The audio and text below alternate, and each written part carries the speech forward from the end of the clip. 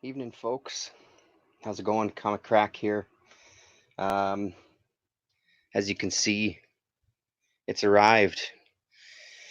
It arrived December 24th in the old mailbox. A really great Christmas gift here um, to myself, from myself. It's the new Nostalgia Journal, issue number 27. Those of you who know, this is the first issue of the Nostalgia Journal that Gary Groth took over, and that eventually became the Comics Journal. I've had it bookmarked for a little while now. 64-page special. How are you? I've had it bookmarked for a little while now, as far as something that I've toyed with the idea of picking up. There was a couple of copies available on eBay, believe it or not. I think two of them. This one not addressed to someone in Manitoba, Wisconsin. It looks like. Um, so bear with me. I'm trying a bit of a different setup here because it's a bigger magazine. We'll see how that works out.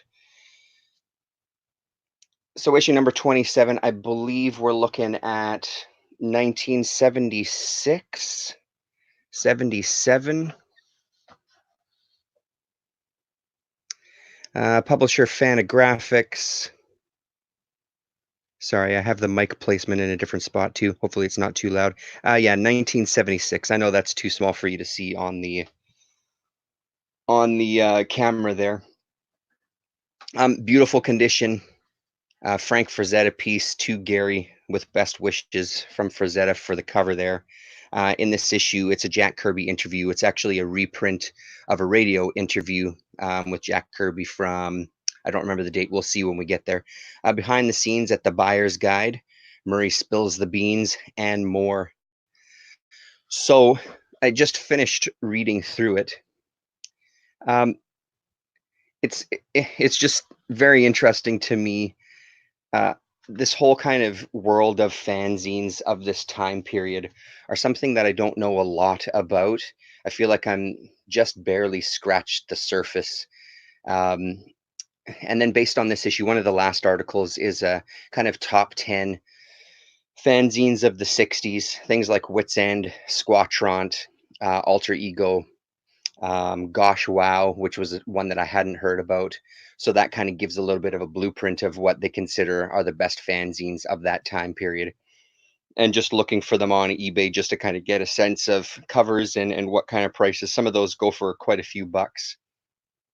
A long time ago, I had a copy of Wits End. I believe it was issue 7 or 8.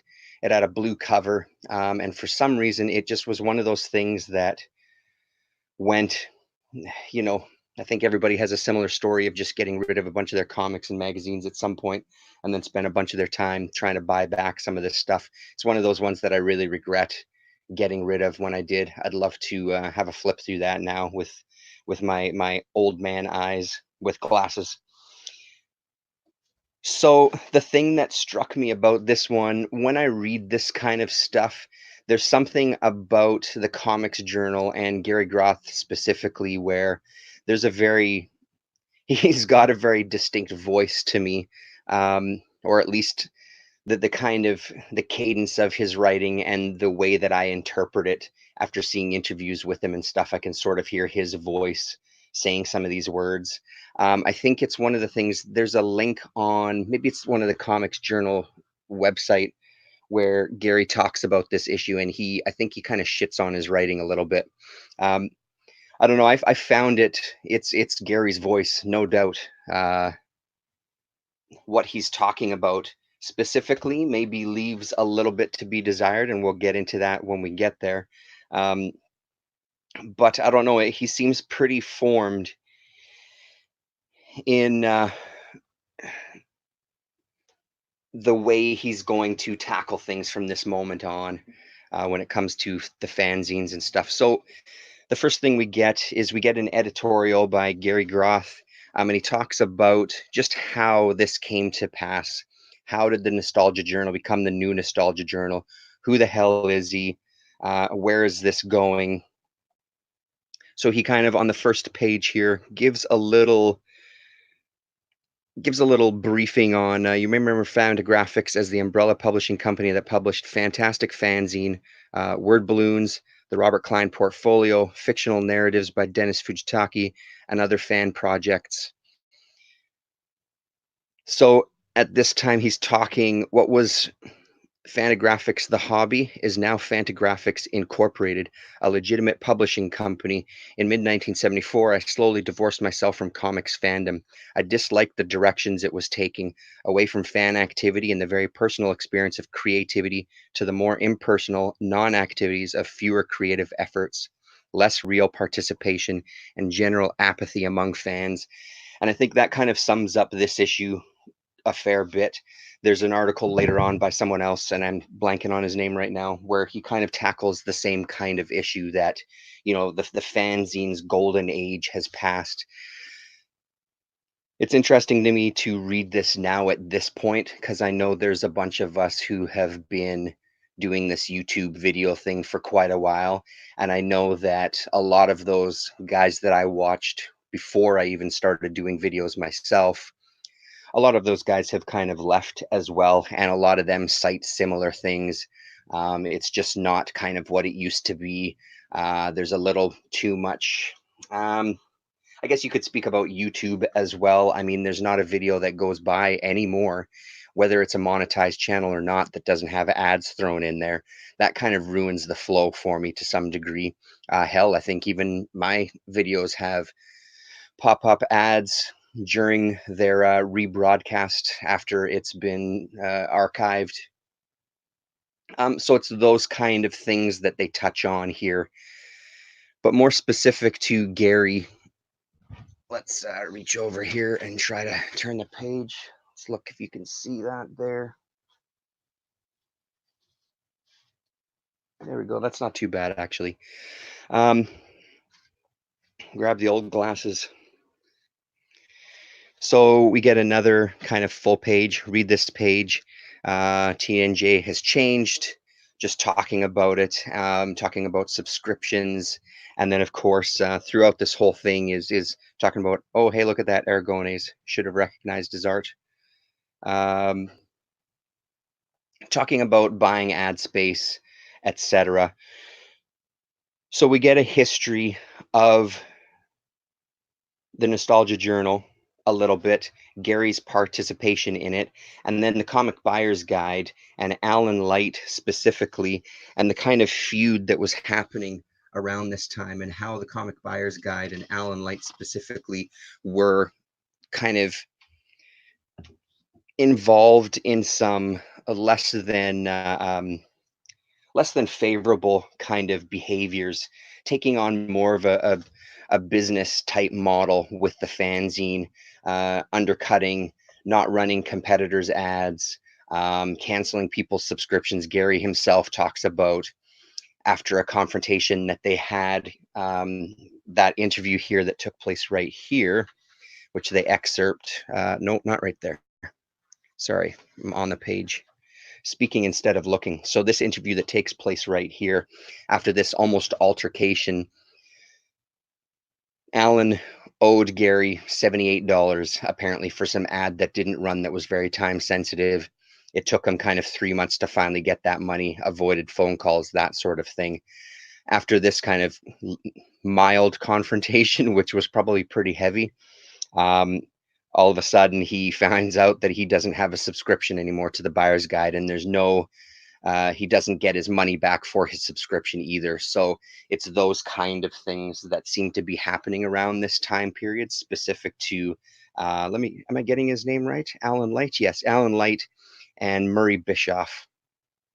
Um, I didn't realize, I think that's the other thing going through this, is I didn't realize how long some of these things have been going. I mean, Alter Ego is one of the fanzines that's cited later that is still around to this day. I mean, I guess there was a number of years break there, but they did kind of come back in kind of a glossy magazine format.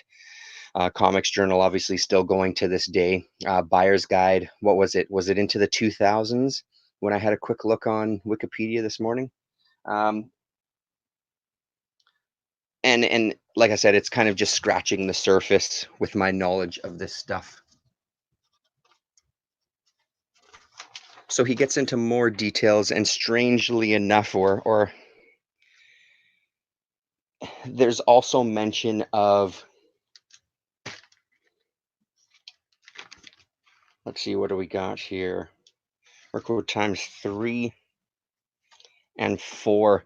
He also mentions Alan Light having some run-ins with the Mirkwood Times. We're going to look at these ones in a later video. I haven't gone back. Apparently, they reprint some of Alan Light's letters to them in this. I think it's reprinting the letter in this one and then actually taking a photo of another interaction, because Light then, when it was published in here, um, Light kind of denies he said anything. So in the next one, they made effort to reprint the actual letter itself on the letterhead, etc., and see the letter in his own words. So things were pretty tense, to say the least. I found that interesting that a couple of things I've ordered recently, this kind of link. The thing that seems to stand out from this is Light is very wary of any sort of competition and doesn't want to have any competition for the buyer's guide, and does everything in his power.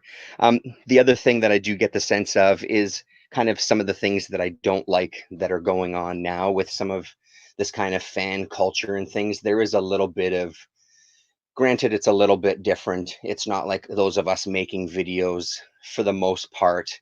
It's a different kind of process than creating a fanzine, getting some art, getting a mailing list, which in these days, the mailing list was that was it, man. If you could sell those mailing lists, there's your kind of cash business. And I think that was something else that was happening at this time too. People selling the same list to a bunch of different sources for the same price, and that person being led to believe that you're the only one that I've sold this list to, and this is the names and addresses of everybody who's come in and subscribed to my fanzine, etc. Um, so I think that kind of stuff happens even now with this kind of fan culture. Kind of can get off track at some point, depending on the people that you're dealing with and what they're actually in it for. Um, so there is a bit of, and again, it's something that I've discussed before, just with Comics Journal in general. There is a little bit of that kind of bitching and moaning sometimes with some of the writing, which has its place for sure. I think it's a little more justifiable here, especially when it's coming to something like Gary Groth wanting to make this a business, and going, kind of getting more involved in Fantagraphics as a business, and using this eventually, as we know, to spawn the Comics Journal. Either way, it's interesting to get the history. He provides all sorts of figure 1, figure 2, figure 3. And then we get kind of the meat of what a lot of these fanzines were at this time. Um, Ads for other fanzines, subscriptions, catalogs. Later on, we'll see a bunch of addresses and kind of comic mailing lists. So if you want to buy certain issues, here's so and so from Timbuktu, who's got Superman #1, which is one of them that was listed in here. Von Bodie piece.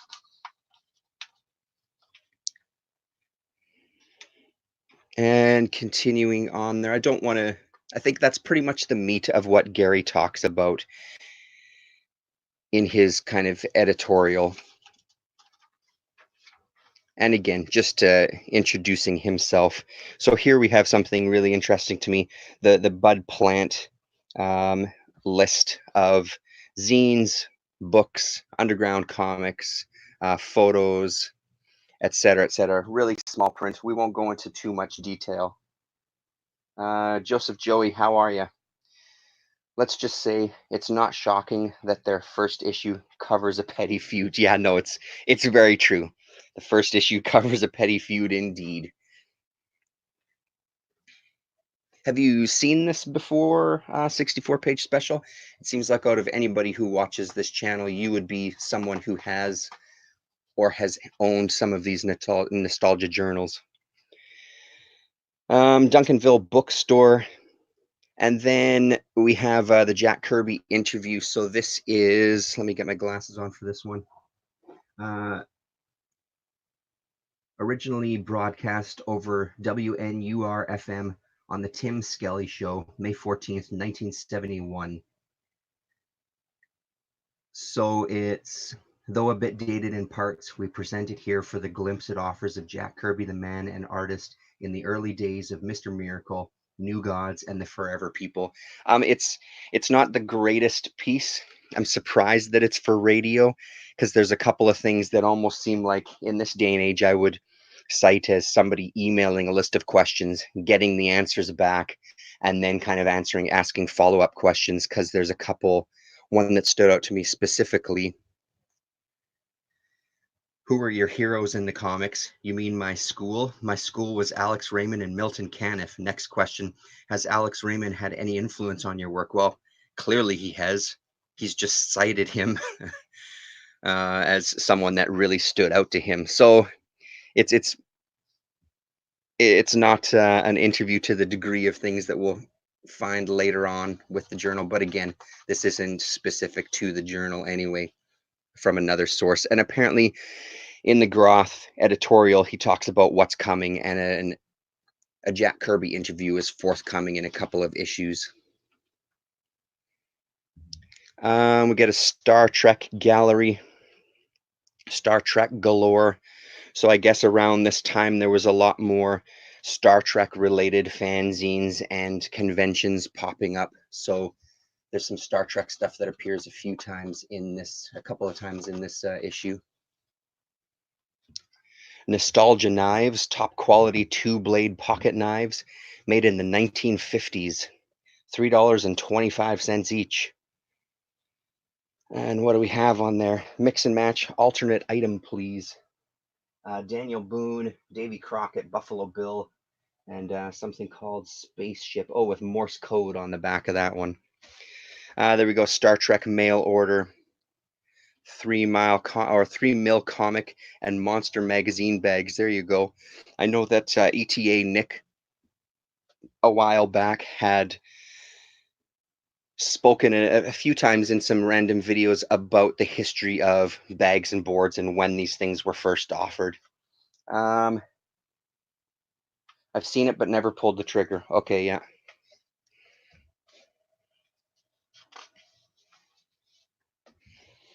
Yeah, it had to happen at some point. Let me just wobble the camera here for a bit. Let's get a bit of height. Sorry, everybody. There we go.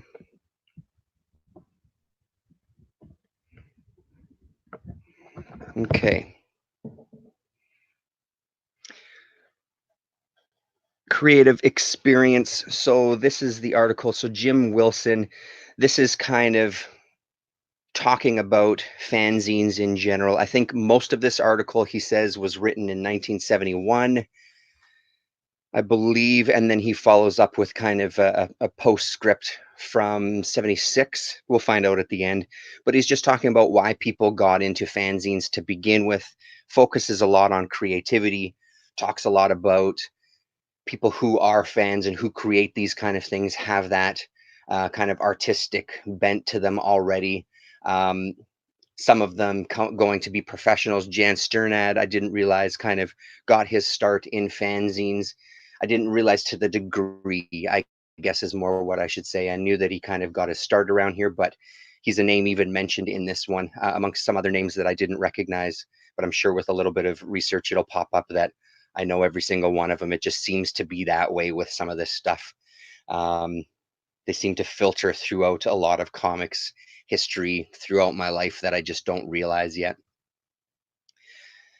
Overall, it's okay. Again, it's, I like the idea of talking a little bit about the history of fanzines and why people did it and things that people were a fan of. And then he kind of throws the gauntlet down a little bit about we should be keeping this fanzine culture at a higher we should have higher standards for what we're doing, not getting involved in any petty squabbles, and trying to accelerate the art form. And instead of spending a lot of time doing interviews talking to artists about what type of brushes they use, like let's get into the context, let's get into the story, let's get into uh, structure of a comic, let's get into art and be actual critical. So kind of a call to, again, what Gary ends up doing with the Comics Journal, taking the art form really serious and being critical and holding people accountable and building on those relationships with the artists. I guess it's also one of those things. I guess it happens with musicians as well, but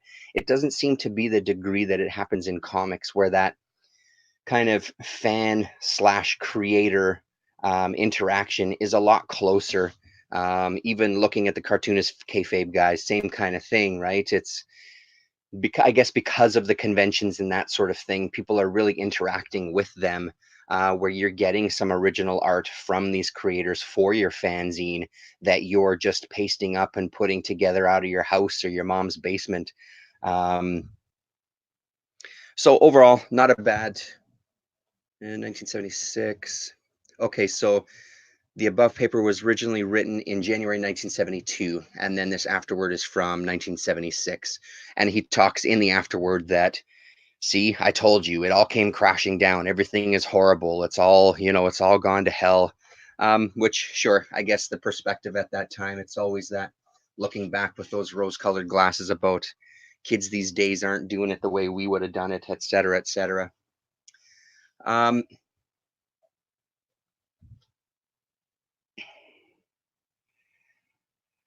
let's see. Just checking out the. Oh, Sleepy Reader, how are you doing? Just popping in and out, looking forward to watching this one. Yeah, no, definitely, it'll be up. It's not going anywhere. Um,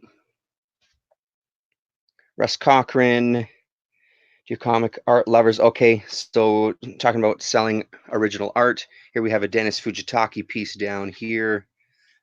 Still, I say it every time we see him. Still one of my favorites. I really like his style a lot.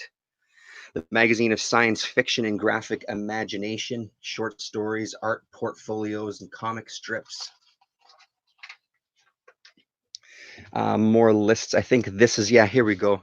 Here's the list here. What do we have? Jerry Kramer's Comic Supermarket, Spirit of 76 from New York, selling Superman #1 in VG condition, $2,000. Stuff like this is always interesting to me. We have, I think I saw even Mr. Miracle down here. Yeah, Metamorpho, Mystery in Space, Showcase. I think was their Adventure comic somewhere too. Looks like some Golden Age stuff. Fight, Serena, Jumbo, etc.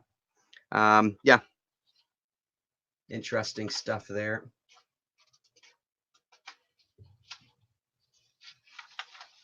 It's such a huge format. I was reading it at the dining room table, and my daughter came and is like, "Holy, Dad, that's a big one you're reading. That's a big paper you're reading. Just not something that you see anymore," which kind of stood out to me a bit. Six Gun Heroes, a price guide to movie cowboy collectibles. More people selling comics.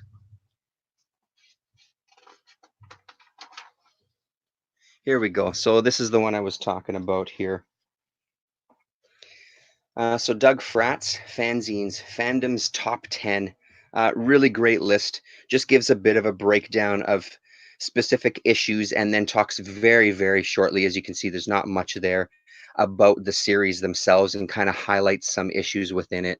So Gosh Wow #2 and 3, for example, talking about what's good in them. Um, Yeah, here we go. I found it impossible to choose between these two brilliant and beautiful fanzines published in 1968 and 1969 by Bob Schoenfeld.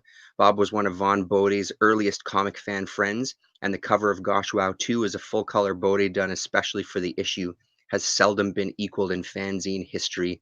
That one I found on eBay, and it is a pretty great cover. But just that idea of fandom in the fanzines, just befriending these artists, and these artists utilizing the fanzines to get their name and their artwork out there. Something else that Gary talked about earlier is some people who are contributing to these fanzines aren't getting paid. Alan Light is pulling in, I think he quotes kind of $1,000 a week at that time, but there's a lot of people that are contributing art and articles that aren't getting paid anything, and just talks about how that's not a relationship that we want to build with people that we're doing these fanzines for, even though a lot of them are just fans, just talking about paying people, talking about giving people the proper credit and paying them for their time. Um, yeah, so this is a really good blueprint for me. I'm going to do some more searching. So Graphic Story Magazine, is that another one that has since come back? Of course, Squatrant, the EC Comics one, Masquerader, another one I haven't heard about. There's the Alter Ego one. Comic Art number 7, again, is that one that's come back again. Then there's Fantastic Fanzine number 11, Graphic Story. So yeah, I kind of wish it was a little longer, to be honest, a couple of pages going into a little more depth about these. And then on the last page here, we get a list of new fanzines, conventions, and at the top, the Nostalgia Journal fanzine listings are open to all fanzines related to comics, science fiction, fantasy, pulps, films, etc. To have your fanzine listed, send the latest issue and the price of a sample copy to TNG, and then gives the address, and then they'll list it for you. So there's a lot of number ones listed in here. Cinefantastique, volume 4, number 4. Wow. Comic art, news and reviews, the Communicator, the Comic Reader. There you go. Cerberus, number 1. Eric Vincent. Collectors Classified, Comic Report, Kappa Alpha, Captain George's Penny Dreadful, etc., etc. And then a list of a few of the conventions that are coming up, July and August and September. Some of that is small. There we go. Toronto Star Trek, 1976. London Annual Fantasy Media Festival.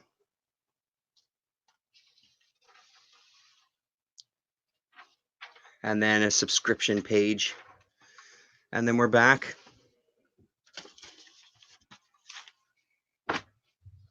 Ladies and gentlemen, there you have it. Nostalgia Journal number 27. First Gary Groth. I love it. I'm really glad that I bit the bullet and did it. It was great to sit and kind of put myself in that time period and just see kind of where all of this started. Fantagraphics and Comics Journal have been big staples in my life, especially Fantagraphics publishing, period. I mean, Jesus, where the hell would I be without Fantagraphics? Really hugely important in my life. So this is really fantastic to have this piece in my collection now. Stay tuned. It won't be tonight. I'm still working my way through these. I've read the Corbin interview in these 2 issues here. Sorry, no, 4 and 5. Issue 6 doesn't have a Corbin interview. So it was only those 2 parts, even though they promised a 3rd part.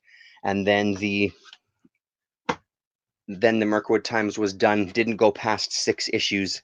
But I haven't dug into it yet. So once I do, we'll do a look through some of these as well too. I'll point out some highlights and we'll flip through these fanzines at a later date. Thanks very much for tuning in. Sleepy Reader, 64-page special. Joseph Joey, appreciate it. We'll talk to you.